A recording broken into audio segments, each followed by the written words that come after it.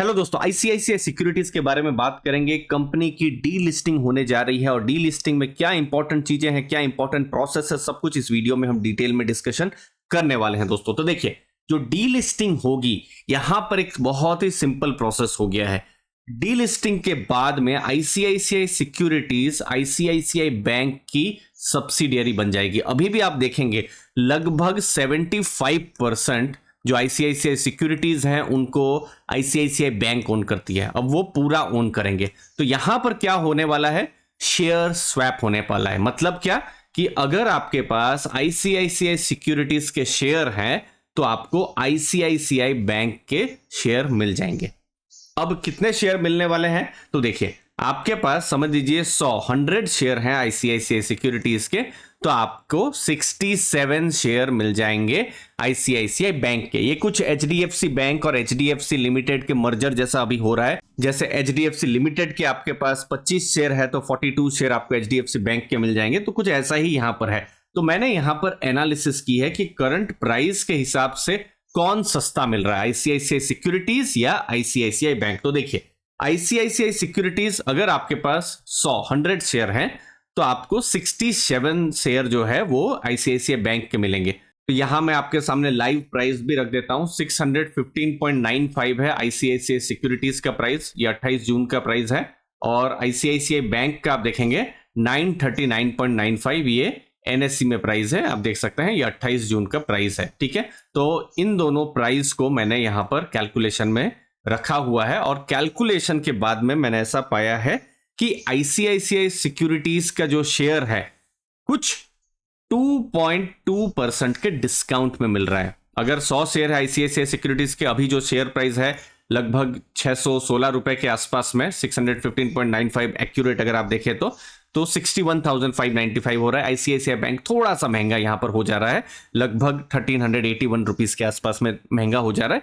लेकिन एक 2.2% का यहां पर जो है थोड़ा सा एक आर्बिट्रेज जैसा आपको यहां पर देखने को मिल सकता है। खैर बहुत ज्यादा नहीं है कि 8-10% का हो कि बहुत बड़ा फर्क पड़ जाए, तो हम ऐसा मान सकते हैं कि आसपास में ही हमको देखने को मिल रहा है। तो ये एक इंपॉर्टेंट चीज ध्यान में रखनी है। अब ये क्यों डी लिस्टिंग होने जा रही है, तो आईसीआईसीआई बैंक का कहना है कि जब डी लिस्टिंग होगी तो जो सिनर्जीज हैं आईसीआईसीआई बैंक और आईसीआईसीआई सिक्योरिटीज की और अच्छे से यूज हो सकती है। अब देखिए, बैंक है तो बैंक्स को भी लीड चाहिए रहती है, चाहे वो अकाउंट ओपनिंग के लिए या फिर लोन्स के लिए या अपने अपने अलग अलग प्रोडक्ट्स के लिए। तो आईसीआईसीआई सिक्योरिटीज से वो सब जो लीड्स हैं वो भी आ सकती है, अभी भी आ ही रही होगी, लेकिन और अच्छे से जब अगर आप पूरा उनका ही अगर सब्सिडरी हो तो और ज्यादा आपके लिए आसान हो जाता है। और सिमिलरली आईसीआईसीआई सिक्योरिटीज, उनका चूंकि ब्रोकिंग का डीमेट का यहाँ पर बिजनेस है, कोई क्लाइंट आईसीआईसीआई बैंक के भी हो, उनको ये सर्विस चाहिए रहती है, तो फिर आईसीआईसीआई सिक्योरिटीज को जो है लीड जा सकती है। तो एक सिनर्जीज हो सकती है बिजनेस में।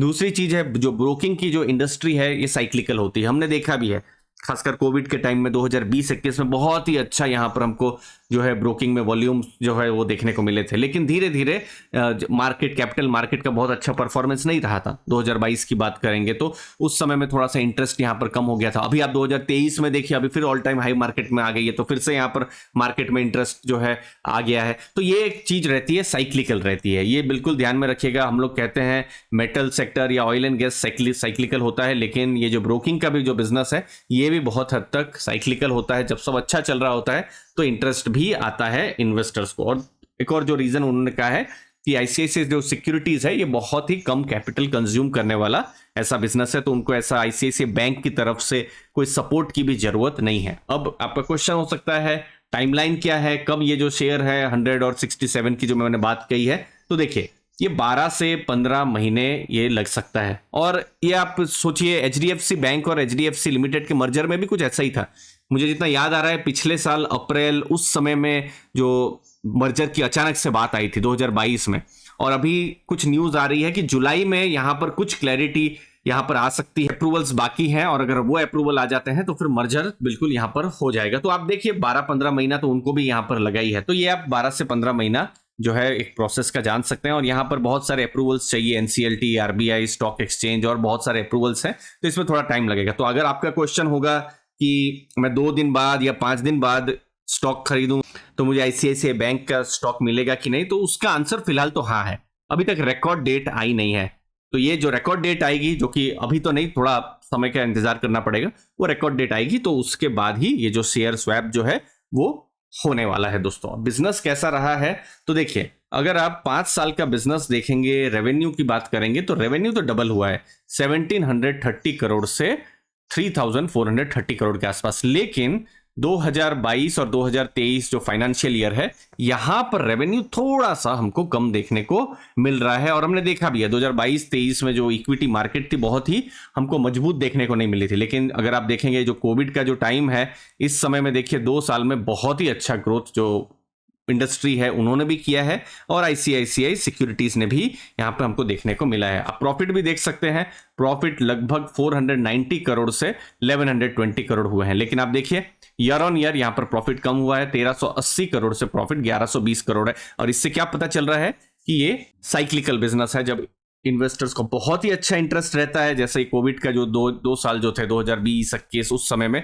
तो बहुत ही अच्छा एक्सपीरियंस उनका भी रहा था। और उस हिसाब से अगर आप देखेंगे आईपीओ मार्केट भी बहुत अच्छा काम कर रही थी, फिर उनके जो प्रोडक्ट्स हैं बहुत अच्छा बिक रहे होंगे, इतना तो मैं जरूर कह सकता हूं। लेकिन पिछला साल बहुत ही मजबूत नहीं था, और हमको देखने को भी मिला है पिछले साल का जो डिविडेंड है FY23 का, कंपेरेटिवली FY22 के साथ अगर आप कंपेयर करें तो डिविडेंड बहुत अच्छा नहीं रहा है। खैर अब तो आईसीआईसीआई जो सिक्योरिटीज है वो अब डीलिस्ट होने जा रही है। अब इससे रिलेटेड कुछ भी नया यहाँ पर आता रहेगा, हम आपके साथ शेयर करते रहेंगे। हमारा एजुकेशनल चैनल है, सिर्फ लर्निंग पर ही बात होती है, फोकस सिर्फ लर्निंग पर ही, एजुकेशन पर ही होता है। मुझे उम्मीद है आपको नई लर्निंग हुई होगी। हमारे चैनल अर्ली फाइनेंस राजा जी को जरूर सब्सक्राइब करके रखिएगा। आपके कीमती समय के लिए बहुत बहुत धन्यवाद। Thank you.